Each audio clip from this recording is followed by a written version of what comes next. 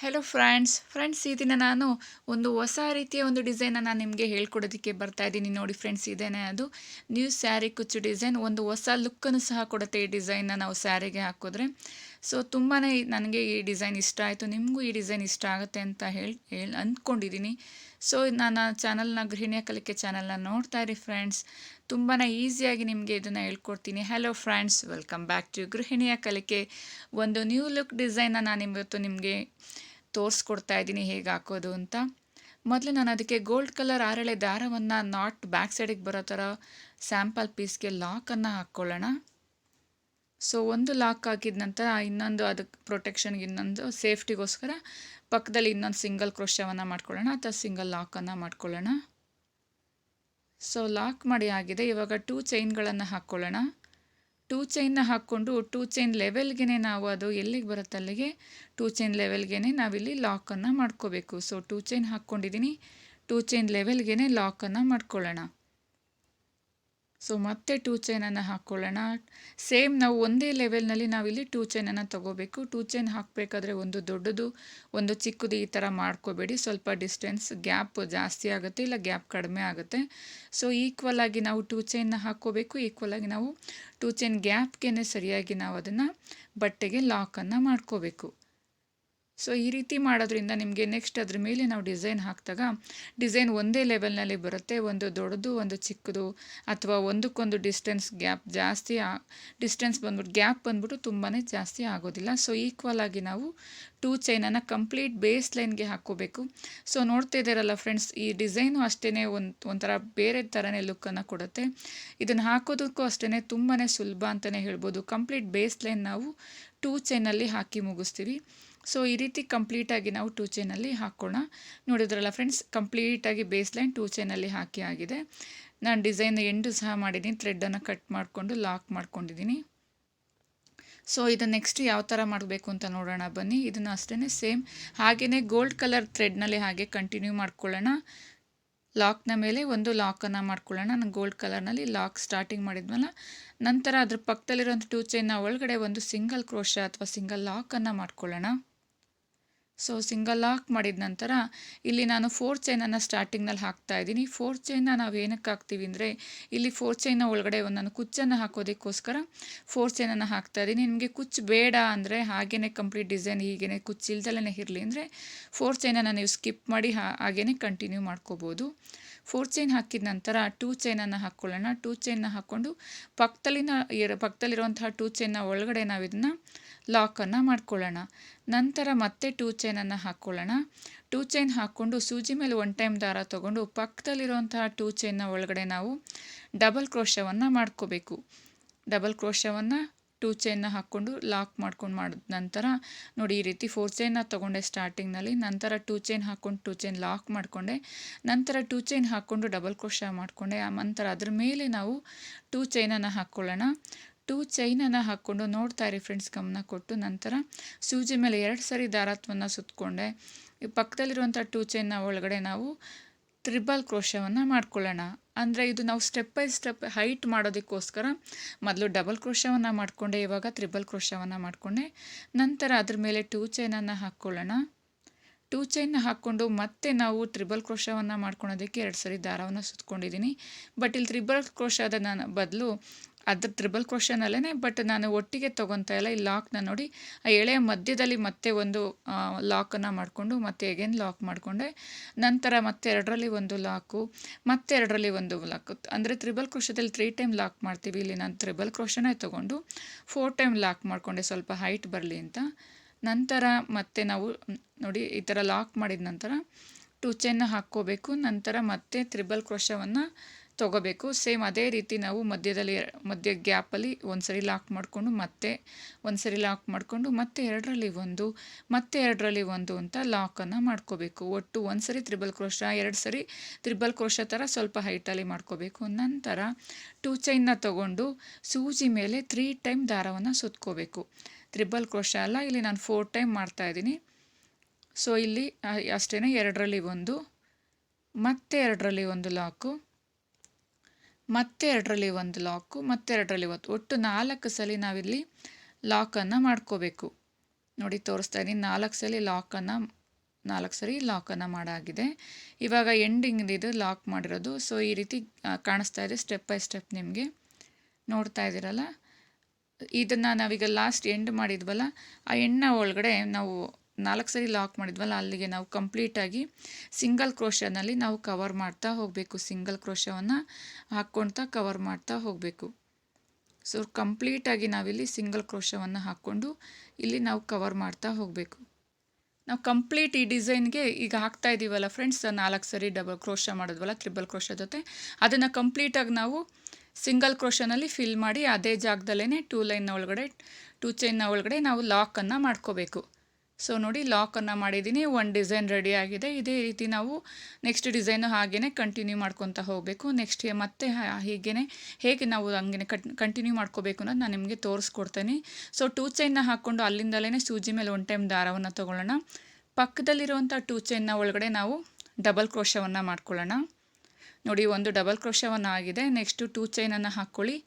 2 ಚೈನ್ನ ಹಾಕ್ಕೊಂಡು ಅಲ್ಲಿಂದಲೇ ಸೂಜಿ ಮೇಲೆ 2 ಸರಿ ದಾರವನ್ನು ತೊಗೋಬೇಕು. ಅಂದರೆ ಫಸ್ಟ್ ಟೈಮ್ 2 ಸರಿ ದಾರವನ್ನು ತೊಗೊಂಡಾಗ ತ್ರಿಬಲ್ ಕ್ರೋಶವನ್ನು ಮಾಡ್ಕೊಳ್ಳೋಣ. ಅಂದರೆ 3 ಸಲ ನಾವು ಲಾಕನ್ನು ಮಾಡ್ಕೋಬೇಕು, 3 ಟೈಮ್ ಲಾಕ್ ಮಾಡ್ಕೋಬೇಕು. ನಂತರ ಮತ್ತೆ ಚೈನನ್ನು ಹಾಕ್ಕೊಳ್ಳಿ. 2 ಚೈನನ್ನು ಹಾಕ್ಕೊಂಡು ಮತ್ತೆ ನಾವು ತ್ರಿಬಲ್ ಕ್ರೋಶನೇ ತೊಗೋಬೇಕು 2 ಟೈಮ್ ದಾರವನ್ನು. ಬಟ್ ತ್ರಿಬಲ್ ಕ್ರೋಶನ ತೊಗೊಂಡ್ರು ನಾವಲ್ಲಿ 3 ಟೈಮ್ ಲಾಕ್ ಮಾಡೋದು ಬೇಡ, 4 ಟೈಮ್ ಲಾಕ್ ಮಾಡಬೇಕು. ಅಂದರೆ ಸ್ವಲ್ಪ ಅದಕ್ಕಿಂತ ಸ್ವಲ್ಪ ಹೈಟ್ ಬರಲಿ ಅನ್ನೋದಕ್ಕೋಸ್ಕರ ನಾನು ಮಧ್ಯ ಡಿವೈಡ್ ಮಾಡಿಕೊಂಡು 2 ಸಲ ಲಾಕ್ ಮಾಡಿಕೊಂಡು ಮತ್ತೆ 2ರಲ್ಲಿ 1 ನಂತರ 2ರಲ್ಲಿ 1 ಅಂತ ಹೇಳಿ ಒಟ್ಟು 4 ಟೈಮ್ ಲಾಕನ್ನು ಮಾಡಿಕೊಂಡೆ. ಮತ್ತೆ 2 ಚೈನನ್ನು ತೊಗೊಳ್ಳಿ. 2 ಚೈನ್ನ ತೊಗೊಂಡು ಮತ್ತೆ ಸೇಮ್ ಅದೇ ರೀತಿ ಮತ್ತೆ ನಾವು ತ್ರಿಬಲ್ ಕ್ರೋಶವನ್ನು 4 ಟೈಮ್ ಲಾಕನ್ನು ಮಾಡ್ಕೊಳ್ಳೋಣ. 2ರಲ್ಲಿ 1 ಡಿವೈಡ್ ಮಾಡಿಕೊಂಡು ಲಾಕನ್ನು ಮಾಡ್ಕೋಬೇಕು. ನೋಡಿ ತೋರಿಸ್ತಿದ್ದೀನಿ.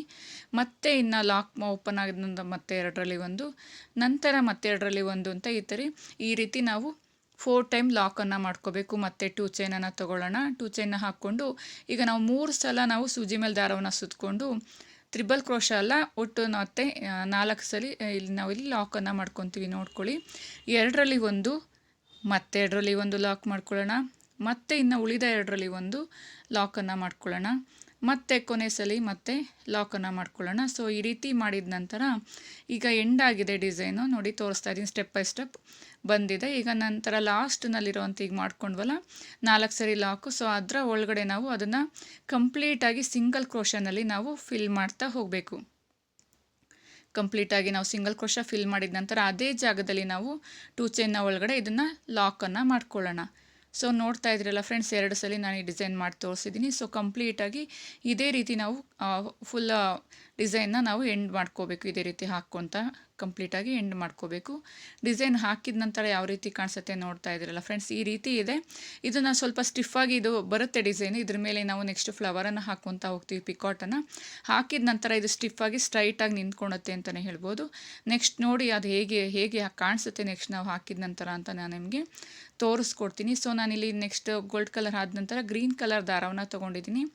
ಅದನ್ನು ನಾವು ಸ್ಟಾರ್ಟಿಂಗ್ನಲ್ಲಿ ಲಾಕ್ ಮಾಡ್ಕೊಳ್ಳೋಣ. ಲಾಕ್ ಮಾಡಿಕೊಂಡು ಅಲ್ಲಿಂದಲೇ 4 ಚೈನನ್ನು ಹಾಕ್ಕೊಳ್ಳೋಣ. 4 ಚೈನ ಹಾಕೋದು ನಾವಿಲ್ಲಿ ಕುಚ್ಚು ಹಾಕೋದಕ್ಕೆ 4 ಚೈನ್ ಹಾಕಿದ ನಂತರ ಅದನ್ನು 4 ಚೈನ ಲಾಕ್ನ ಮೇಲೆ ಗೋಲ್ಡ್ ಕಲರ್ ಲಾಕ್ ಮಾಡಿದ್ವಲ್ಲ ಅದೇ ಲಾಕ್ನ ಮೇಲೆ ಲಾಕನ್ನು ಮಾಡ್ಕೊಳ್ಳೋಣ. ಲಾಕ್ ಮಾಡಿದ ನಂತರ ಸ್ಟಾರ್ಟಿಂಗ್ನಲ್ಲಿ ನಾವು 2 ಚೈನ್ ಹಾಕ್ಕೊಂಡು ಅದ್ರ ಮೇಲೆ ಡಬಲ್ ಕ್ರೋಶ ಮಾಡ್ಕೊಂಡ್ವಲ್ಲ, ಸೊ ಅದು ಸ್ಟಾರ್ಟಿಂಗ್ನಲ್ಲಿರೋವಂಥ ಅದ್ರ ಒಳಗಡೆ ನಾವು ಸಿಂಗಲ್ ಕ್ರೋಶವನ್ನು ಹಾಕ್ಕೊಳ್ಳೋಣ. ಸಿಂಗಲ್ ಕ್ರೋಶವನ್ನು ಹಾಕ್ಕೊಂಡು ಅದರ ಮೇಲೆ ನಾವು 3 ಚೈನನ್ನು ಹಾಕ್ಕೊಳ್ಳೋಣ. 3 ಚೈನ್ನ ಹಾಕ್ಕೊಂಡು ಪಿಕಾಟ್ ಮಾಡ್ಕೊಳ್ಳೋಣ. ನೋಡಿ ಸ್ಟಾರ್ಟಿಂಗ್ನಲ್ಲಿ ಸಿಂಗಲ್ ಕ್ರೋಶ ಮಾಡ್ಕೊಂಡಿದ್ವಲ್ಲ ಅದರ ಒಳಗಡೆ ಹೋಗಿ 3 ಚೈನ್ನ ಲಾಕ್ ಮಾಡಿದ್ರೆ ಪಿಕಾಟ್ ಡಿಸೈನ್ ರೆಡಿ ಇರುತ್ತೆ. ನಂತರ ಮತ್ತೆ ಅದೇ ಜಾಗದಲ್ಲಿ ಮತ್ತೆ ಇನ್ನೊಂದು ಸಲ ಸಿಂಗಲ್ ಕ್ರೋಶವನ್ನು ಮಾಡ್ಕೊಳ್ಳೋಣ. ಸ್ವಲ್ಪ ಫ್ಲವರ್ ಅಗಲವಾಗಿ ಕಾಣಿಸ್ಲಿ ಅಂತ ನೋಡಿ, ಲೈಕ್ ರೋಸ್ ಥರ ಕಾಣಿಸ್ತಾ ಇದೆ. ನೆಕ್ಸ್ಟ್ ಪಕ್ಕದಲ್ಲಿರುವಂಥ ನಾವು ತ್ರಿಬಲ್ ಕ್ರೋಶ ಮಾಡ್ಕೊಂಡಿದ್ವಲ್ಲ ಅದರ ಒಳಗಡೆ ಸಿಂಗಲ್ ಕ್ರೋಶವನ್ನು ಮಾಡಿಕೊಂಡು ಅದ್ರ ಮೇಲೆ ಮತ್ತೆ 3 ಚೈನ್ಗಳನ್ನು ಹಾಕ್ಕೊಳ್ಳೋಣ. ನಂತರ ಅದನ್ನು ಸಿಂಗಲ್ ಕ್ರೋಶದ ಒಳಗಡೆ ಲಾಕನ್ನು ಮಾಡ್ಕೋಬೇಕು, ಅಂದರೆ ಪಿಕಾಟನ್ನು ಮಾಡ್ಕೋಬೇಕು. ನಂತರ ಮತ್ತೆ ಅದೇ ಜಾಗದಲ್ಲಿನೇ ಮತ್ತೆ ಇನ್ನೊಂದು ಸಿಂಗಲ್ ಕ್ರೋಶವನ್ನು ಮಾಡ್ಕೊಳ್ಳೋಣ. ಸ್ವಲ್ಪ ಇದು ಅಗಲವಾಗಿ ಫ್ಲವರ್ ಬರಲಿ ಅಂತ ಈ ರೀತಿ ಮಾಡ್ಕೊಳೋದು. ನೆಕ್ಸ್ಟ್ ಮತ್ತೆ ನಾವು ತ್ರಿಬಲ್ ಕ್ರೋಶವನ್ನು 4 ಸರಿ ಲಾಕ್ ಮಾಡ್ಕೊಂಡಿದ್ವಲ್ಲ, ನೆಕ್ಸ್ಟ್ ಅದ್ರ ಪಕ್ಕದಲ್ಲಿ ನಾವು ಅಲ್ಲಿ ಒಂದು ಸಿಂಗಲ್ ಕ್ರೋಶವನ್ನು ಹಾಕ್ಕೊಂಡು ಸೊ ನಂತರ 3 ಚೈನ್ಗಳನ್ನು ಹಾಕ್ಕೊಳ್ಳೋಣ. ನಂತರ ಮತ್ತೆ ಸಿಂಗಲ್ ಕ್ರೋಶದ ಒಳಗಡೆ ನಾವು ಲಾಕ್ ಮಾಡಿಕೊಂಡು ಪಿಕಾಟನ್ನು ಮಾಡ್ಕೊಳ್ಳೋಣ. ಸೊ ನಾನಿಲ್ಲಿ ಒಂದೊಂದು ಡಿಸೈನ್ಗೆ ಒಂದೊಂದು ಕಲರ್ ಗ್ರೀನ್ ತೊಗೊಂಡ್ರೆ ನೆಕ್ಸ್ಟು ರೆಡ್ ತೊಗೊತೀನಿ, ನಂತರ ಗ್ರೀನ್ ರೆಡ್ ಈ ಥರ, ಇಲ್ಲ ನಿಮಗೆ ಬೇರೆ ಬೇರೆ ಕಲರ್ ಅಂದರೆ ರೆಡ್ ಗ್ರೀನ್ ಬ್ಲೂ ಈ ಥರ ಒಂದೊಂದು ಡಿಸೈನ್ಗೆ ಒಂದೊಂದು ಕಲರ್ಸನ್ನು ನೀವು ಹಾಕ್ತಾ ಹೋಗ್ಬೋದು. ನೆಕ್ಸ್ಟು ಪಕ್ಕದಲ್ಲಿರುವಂಥ ಇನ್ನೊಂದು ತ್ರಿಬಲ್ ಕ್ರೋಶವನ್ನು 4 ಸರಿ ಲಾಕ್ ಮಾಡಿದ್ವಲ್ಲ, ಸೊ ಅದಕ್ಕೂ ಅಷ್ಟೇ ಒಂದು ಸಿಂಗಲ್ ಕ್ರೋಶವನ್ನು ಮಾಡಿಕೊಂಡು ನಾವು ಮತ್ತೆ ಪಿಕಾಟನ್ನು ಹಾಕ್ಕೊಳ್ಳೋಣ, 3 ಚೈನ್ ಹಾಕ್ಕೊಂಡು ಮತ್ತೆ ಅದೇ ಜಾಗದಲ್ಲಿ ಮತ್ತೆ ಇನ್ನೊಂದು ಸಿಂಗಲ್ ಕ್ರೋಶವನ್ನು ಹಾಕ್ಕೊಳ್ಳೋಣ. ಅಂದರೆ ಆ ಥರ ಹಾಕ್ಕೊಂಡು ಲಾಕ್ ಮಾಡಿದ್ರೆ ಸ್ವಲ್ಪ ಫ್ಲವರ್ ಅಗಲವಾಗಿ ಕಾಣಿಸುತ್ತೆ ಅಂತಲೇ ಹೇಳ್ಬೋದು, ರೋಸ್ ಥರ. ನೆಕ್ಸ್ಟ್ ಲಾಸ್ಟ್ ಎಂಡಿಂಗ್ನಲ್ಲಿ ನಾವು ಸೂಜಿ ಮೇಲೆ 3 ಟೈಮ್ ದಾರವನ್ನು ಸುತ್ತಕೊಂಡು ನಾವು 4 ಸರಿ ಲಾಕನ್ನು ಮಾಡ್ಕೊಂಡಿದ್ವಿ ಸ್ವಲ್ಪ ಹೈಟ್ ಬರಲಿ ಅಂತ. ಸೊ ಅದ್ರ ಒಳಗಡೆನೂ ಸಹ ಒಂದು ಪಿಕಾಟನ್ನು ಮಾಡ್ಕೊಳ್ಳೋಣ.